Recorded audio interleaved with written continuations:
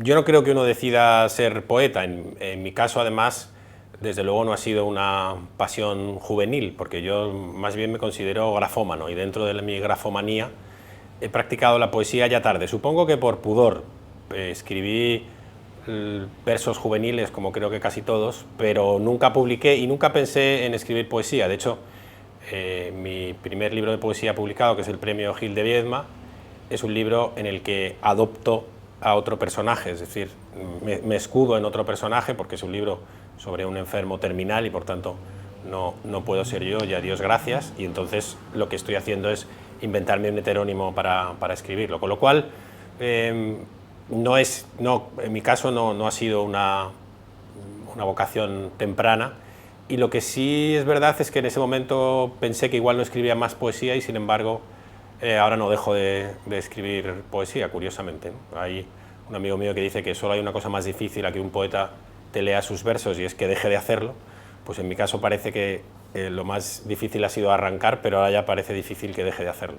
En mi caso, el que me concedieran el premio Gil de Viedma, además por el primer libro que escribía y publicaba de poesía, tuvo mucha significación por dos cosas. Primero, porque Gil de Viedma era amigo de mis padres eran más amigos de los llamados mesetarios del Grupo del 50, es decir, de Ángel González y de García Hortelano, pero conocieron a Gil de Viedma y lo trataron, y a Barral y al resto del grupo, sobre todo a los que venían por Madrid, y que el premio llevara el nombre de Gil de Viedma me hizo especial ilusión. Y la segunda es que estuviera vinculado a Segovia, porque yo tengo una vinculación personal con Segovia. Mi padre está enterrado en Riaza, que es el lugar donde nos íbamos siempre los fines de semana de toda mi infancia, y por esas dos circunstancias me encantó que me dieran ese premio, además de por publicar en Visor, que también me hacía mucha ilusión.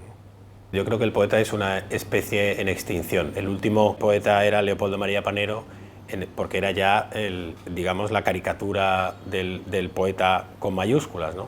El de la vida invivible. Yo creo que el poeta tiene un momento temporal que luego esa vida invivible pues la harían los cantantes de rock, o se trasladó a otro ámbito, ¿no?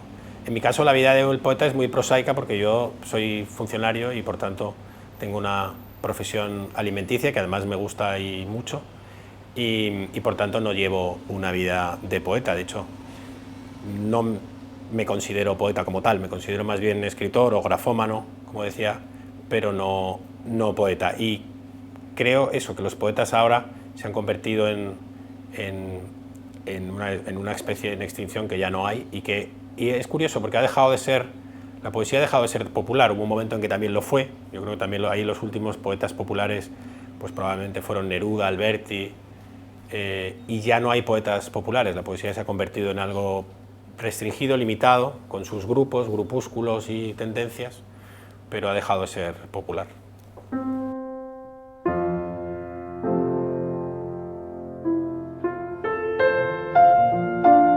He publicado 3 novelas. La primera es Principiantes, que es una novela que publiqué en Tusquets con un ardiz curioso editorial, porque la publiqué me inventé un seudónimo, una editorial que se llamaba Efímera Biblioteca de Clásicos Fugaces. El seudónimo era Gabriel Lumeo, que es un anagrama de mi nombre, y esa lo mandé a distintos amigos, y al final Juan Bonilla publicó un artículo en El Mundo siguiendo la broma, y los de Tusquets picaron y me publicaron el libro cuando yo les había mandado el libro con mi nombre y no les había interesado. Esa novela Principiantes, por ser tal vez la primera, le tengo mucho cariño, pero la que en novela de lo que he escrito lo que más me gusta es Lenta Venganza, que es un libro largo, de largo aliento, en el que parto de una premisa muy disparatada.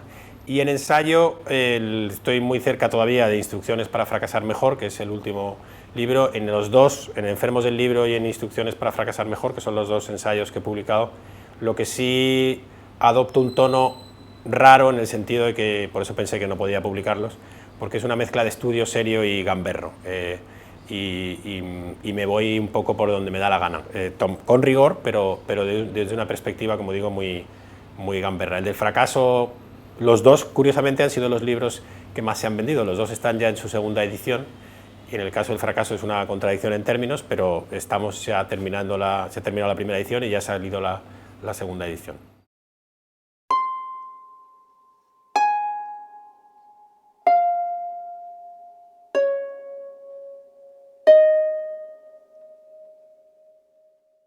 Jaime Gil de Viedma cuenta que hay dos tipos de poetas, unos los poetas tempranos y otros los poetas muy tardíos, porque considera que el poeta, y es parte de las razones que él esgrime para dejar de escribir, porque parte de su poesía lo que estaba haciendo como poeta era forjarse una identidad, y el momento en que esa identidad está ya forjada ya no tiene sentido seguir escribiendo. Y otros poetas lo que hacen es inventarse identidades, que es el caso de Pessoa. A mí me gustan los poetas tardíos, me gusta por ejemplo mucho el Borges poeta, y el Borges poeta más tardío, mucho más que el juvenil.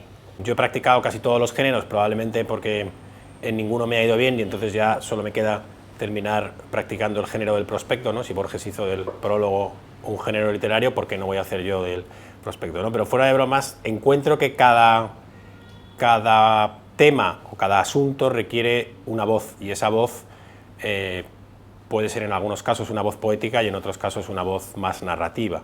En cualquier caso, la poesía que yo escribo es una poesía bastante narrativa, ¿no? Que pecaría de lo que le decían a Gil de Viedma, pecaría de vuelo literario, de vuelo lírico.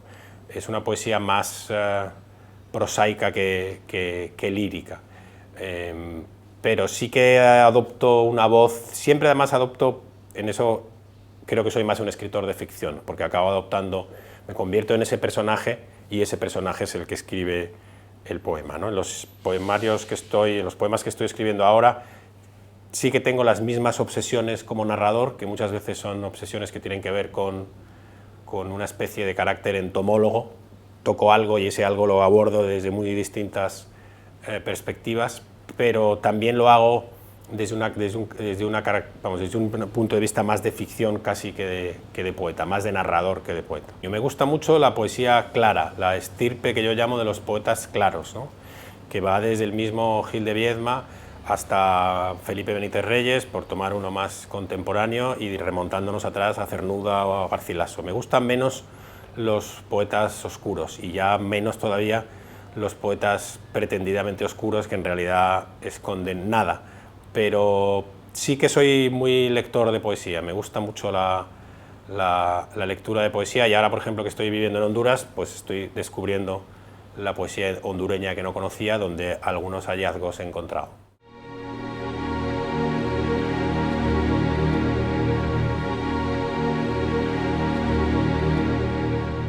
Yo considero que el fracaso es consustancial a la especie humana y por eso hay que fracasar mejor, porque fracasar es inevitable. Si no se puede no fracasar, y lo que hay que intentar es fracasar mejor. Y por tanto, lo que pasa es que el dandy lo toma como pose, el dandy se instala en el fracaso, ¿no? Forma parte del personaje que se crea como dandy, ¿no? Y en el libro hablo del fracaso en distintos ámbitos, en el ámbito de la filosofía y en el de la literatura, que es donde encuentra su nicho ecológico.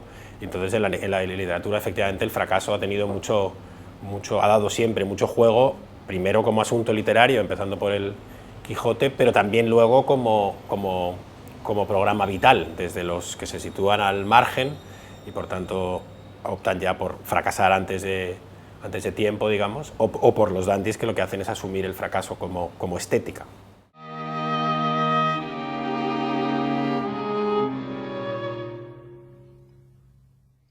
En Enfermos del Libro, que es un ensayo cuyo subtítulo lo explica todo, porque se llama Breviario Personal de Bibliopatías Propias y Ajenas, lo que hago es una taxonomía de esas bibliopatías. Yo soy enfermo como muchos, y en mi caso mi patología es que colecciono primeras ediciones literarias y abarco distintas de esas patologías, como una es la bibliofagia, otra es la bibliocleptomanía, y dentro de la bibliocleptomanía hay uno que la verdad es que es maravilloso solo por el nombre, ¿no? Que es el Conde Libri, el patrón de los ladrones de libros, es un conde italiano que se llamaba el Conde Libri. En España hay ladrones de libros muy notables e interesantes, Y hay otro muy divertido o curioso que es muy americano, que es un ladrón que lo que se dedica es a robar de forma sistemática en todas las universidades americanas libros y que acumula libros por el hecho de acumular. Pero el Conde Libri, sin duda, que es un personaje italiano que lo que se dedicaba era a robar básicamente libros de todas las bibliotecas donde estaba y al final acabó siendo bibliotecario, es decir, pusieron al lobo ahí a cuidar a las ovejas y robó en varios países, en Italia, en Francia y en Gran Bretaña. Es un personaje sin duda que merecería una novela.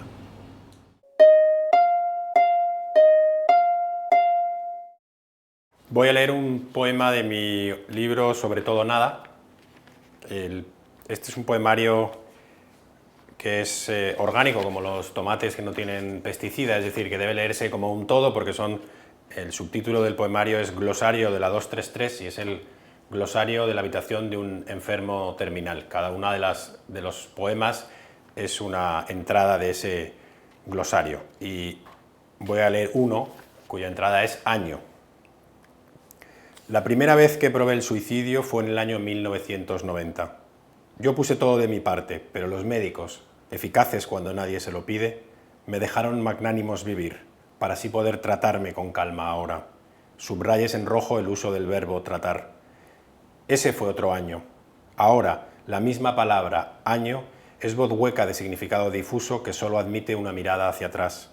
Hubo un año, sí, otros años, alguno en el que intenté sin éxito el suicidio y este en el que moriré si no vuelven los médicos eficaces a evitarlo. Pero ya no será suicidio, decisión mía, punto y final de quien aún vive. Ahora será ya imposición de otros, efecto final e indeseado de sus muy nobles tratamientos con dolor. Y será sin duda un año. Tal cosa ocurrirá en un año. El año del fin de la demolición, el de la feliz consumación del derribo sin permiso. Mi año.